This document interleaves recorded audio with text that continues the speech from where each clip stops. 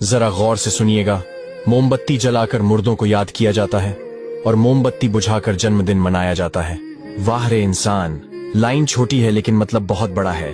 उम्र भर बोझ उठाया उस कील ने और लोग तारीफ तस्वीर की करते रहे। पायल हजारों रुपये में आती है लेकिन पैरों में पहनी जाती है और बिंदी 1 रुपये की होती है फिर भी माथे पर सजाई जाती है। इसलिए कीमत मायने नहीं रखती, उसका स्थान और उद्देश्य मायने रखता है। एक किताब घर में रखी गीता और कुरान कभी आपस में नहीं लड़ती और जो उनके लिए लड़ते हैं वो शायद उन्हें कभी पढ़ते भी नहीं। नमक की तरह कड़वा ज्ञान देने वाला ही सच्चा मित्र होता है। मीठी मीठी बातें करने वाले तो चापलूस भी हो सकते हैं। इतिहास गवाह है कि आज तक नमक में कभी कीड़े नहीं पड़े, जबकि मिठाइयों में अक्सर कीड़े पड़ जाते हैं। अच्छे रास्ते पर कोई नहीं चलता और बुरे रास्ते पर सभी जाते हैं। इसलिए दारू बेचने वाले को कहीं नहीं जाना पड़ता, जबकि दूध बेचने वाले को गली गली घर घर जाना पड़ता है।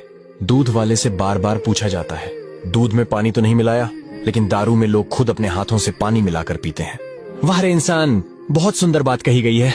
इंसान की समझ बस इतनी है कि अगर उसे जानवर कहो तो नाराज हो जाता है और अगर शेर कहो तो खुश हो जाता है, जबकि शेर भी एक जानवर ही होता है। हिरनी बिना किसी डर के 2 शेरों के साथ चल रही थी।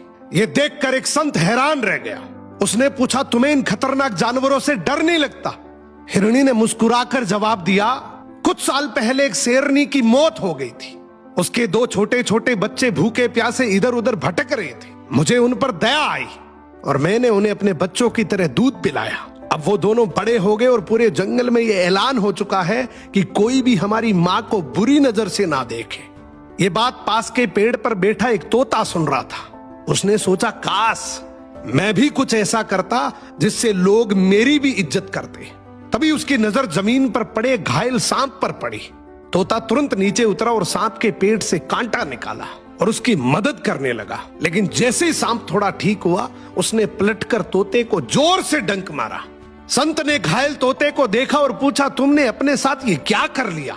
तोता बोला, मैं हिरनी की अच्छाई से प्रेरित होकर सांप की मदद करने गया था, लेकिन उसने पलटकर मुझे ही डंक मार दिया। ऐसा क्यों? तो संत ने एक बहुत सुंदर जवाब दिया कि अगर मदद करनी हो तो शेर के बच्चों की करो, विषैले प्रवृत्ति के लोगों की करोगे तो यही परिणाम होगा। मदद उनकी करो जो तुम्हारी मदद की कदर करे, वरना तुम्हारा एहसान भी लोग कमजोरी समझ। ईश्वर की मूर्ति बनाने वाला एक दिन ईश्वर से बोलता है कि हे ईश्वर, तू भी कलाकार है और मैं भी कलाकार हूं। तूने मुझ जैसे असंख्य पुतले बनाकर इस धरती पर भेजे हैं और मैंने तुझ जैसे असंख्य पुतले बनाकर इस धरती पर बेचे हैं। पर हे ईश्वर, उस वक्त बड़ी शर्म आती है जब तेरे बनाए हुए पुतले आपस में लड़ते हैं और मेरे बनाए हुए पुतलों के आगे शीश झुकाते हैं। कितनी गहरी बात है। और हमसे भी अक्सर एक गलती हो जाती है कि हम मंदिर हमारी बनाई हुई मूर्तियों के दर्शन करने तो चले जाते हैं, लेकिन अक्सर अपने घर परिवार में उन मूर्तियों के दर्शन करने भूल जाते हैं जिन्होंने हमें बनाया है। सो शिक्षा से पहले संस्कार, व्यापार से पहले व्यवहार, और यदि भगवान से पहले अपने माता पिता को रख दिया तो यकीन मानिए जिंदगी की हर कठिनाई का हल आपको मिल जाए। कोई रह गया हो इल्जाम तो वो भी लगा लो, कोई रह गया हो इल्जाम तो वो भी लगा लो। हम तो पहले से बुरे हैं, थोड़ा और बना लो।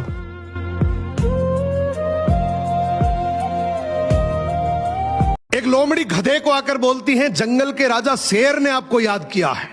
गधा बोला, शेर ने और मुझे याद किया? मगर क्यों?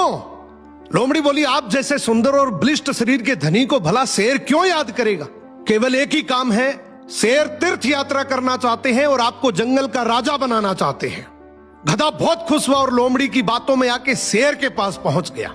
अब शेर ने गधे पे हमला कर दिया। गधे की किस्मत अच्छी थी, वो बच निकला। जो ही जान छुटा के भागने लगा, लोमड़ी बोली, अरे क्या हुआ, क्यों भाग रहे हो? गधा बोला, अच्छा तू तो बोल रही थी तुम्हें राजा बनाने के लिए बुलाया है, वो तो मेरे कान खा गया। लोमड़ी बोली, कान खाए नहीं है, कान छोटे किए बेवकूफ। तुम्हें राज मुकुट पहनाएंगे, इन बड़े कानों की वजह से तुम्हारे सर में नहीं आएगा राज मुकुट। गधा फिर से लोमड़ी की बातों में आ गया। शेर ने झपट कर वापस हमला कर दिया। गधा इस बार भी जैसे तैसे बच निकला और जो ही भागने लगा, लोमड़ी बोली, अरे तुम तो गधे के गधे ही ठहरे, क्यों भाग रहे हो, क्या हो गया? गधा बोला, अरे धोखेबाज, शेर ने मेरे पे फिर से हमला कर दिया। कान तो चलो मान लिया वो राज मुकुट पहनाना चाह रहा था, लेकिन मेरी पूंछ में कौन सा राज मुकुट आएगा? लोमड़ी बोली, अरे मूर्ख, जरा सोच, जब तू राजा बनेगा, राजगद्दी पे बैठेगा, तो तेरी पूंछ चुभेगी नहीं? गधा बोला, अच्छा ये बात थी क्या? गधा फिर से शेर के पास गया। एक दिन पानी अपने घनिष्ठ मित्र दूध से मिलने आया। दूध ने उसे खुशी से गले लगा लिया। उसी पल एक चमत्कार हुआ, पानी की कीमत अचानक बढ़ गई। वो हैरान होकर बोला, दोस्त ये क्या हुआ? मैं तो वही साधारण पानी हूं, पर तुमसे मिलते ही मैं अनमोल कैसे हो गया? दूध मुस्कुराया और बोला, दोस्त तुम जब भी मेरे पास आते हो अपना पूरा रंग, अपना पूरा अस्तित्व मिटा देते हो, अपने रूप का त्याग कर देते हो, तो मैं भी दोस्ती निभाता हूं और तुम्हें अपने बराबर अनमोल बना देता हूं। पानी भावुक होकर बोला, अगर तुमने मुझे इतना सम्मान दिया है तो अब मेरी बारी है दोस्ती निभाने की। जब भी हमें आग पर रखा जाएगा, ताप बढ़ेगा, तो मैं सबसे पहले खुद को भाप बनाकर उड़ा दूंगा। दूध भी तुरंत बोला, तुम मेरे लिए भाप बनकर उड़ जाओगे तो मैं भी तुम्हारे बिना कैसे रह पाऊंगा? मैं भी उफन कर बाहर आ जाऊंगा ताकि उस आग को बुझा दूं जो हमें अलग करने की कोशिश कर रही है। यही प्रेम है, जहां एक त्याग करे तो दूसरा भी साथ निभाने के लिए हर सीमा पार कर दे। टैग करो इस रील को उस दोस्त को जिसके साथ आपकी कुछ ऐसी ही जिंदगी मिली थी ऊपर वाले की इबादत करने के लिए, पर वक्त गुजर रहा है बस कागज के टुकड़े कमाने में।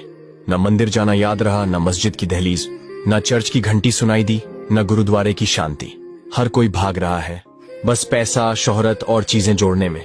न कफन में जेब होती है, न कब्र, शमशान या समाधि में कोई अलमारी होती है। और कमाल की बात यह है कि मौत का फरिश्ता न हिंदू देखता है, न मुसलमान, न जात पूछता है, न धर्म। वो आता है और ले जाता है, चाहे तू माला जप रहा हो या तस्बीह। अगर कर्म सही नहीं तो वहां कोई बहाना नहीं चलता। तो सुन भाई, मजहब से पहले इंसान बन। कमाना जरूरी है, पर अपने ऊपर वाले को मत भूल जिसने ये जिंदगी दी है, क्योंकि आखिर में कोई ये नहीं पूछेगा कि तू मंदिर गया था या मस्जिद, बल्कि ये पूछा जाएगा कि तू इंसानियत लेकर आया था या नहीं। अगर ये बात सही लगी हो तो इसे जरूर शेयर कर देना, ताकि हर धर्म, हर जात, हर इंसान एक बार खुद हो, सेहतमंद हो